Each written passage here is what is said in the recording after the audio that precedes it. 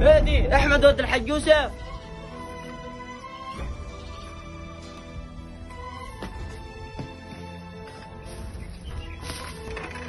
هادي احمد ولد الحاج يوسف. طب والله اروح اقول لمحا اخوي.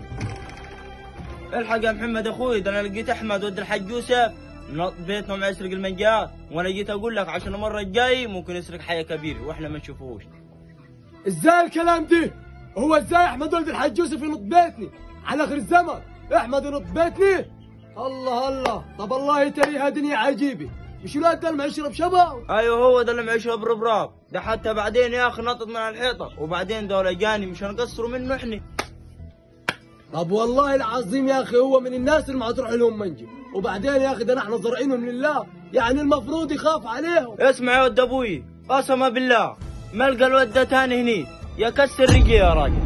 نحن لا هنكسر رجليه ولا يكسر رجليني، احنا ليه ابوه، وبعدين يا اخي ده ابوه محترم، نحن هنروح لابوه ونشوفوا ايه الموضوع دي، القوا له صرفه اهلا وسهلا، ما القي له شيء، قسما بالله يا اخي هنكتفوه في اقرب سياره.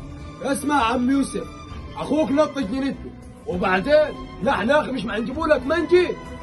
بهدى يا محمد، انا والله ما عارف حاجه، ابى اشوف ايه اللي حصل واكلمه. انا اقول لك اللي حصل انه احمد اخوك نط بيتنا من على الحيطه، يعني ما فتحش الباب واستاذن وقال انا عايز منجاي، يا اخي ده والمنجه خضره، فرضنا واحد غريب شافه هيعمل زي ما حصل، وبعدين احمد اخوي شافه وجالي وقال لي ده 1 2 3 ونحن جينا لك عشان نقدروه. معلش يا محمد، والله العظيم من ساعه ما تلمع الصحبه الشيني هو كل يوم يجيب لي ورطه، معلش يا محمد امسحها فيني. احنا دينا نبهنا عليه عشان لو مسكناه قسما بالله العظيم يا اخي لنكسروه. يلا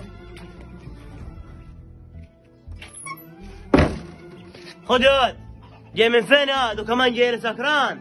ايه وداك انت محمد عباس ياد وقطعت منجا ياد؟ بروح يا ابوي. خدهم حقول لك ياد. عاوز ايه يا حاج؟ في حاجه في دماغك؟ اما تقول لي في حاجه في دماغك؟ ايه دي موديك انت بنت محمد عباس وما تقطع منجا ياد؟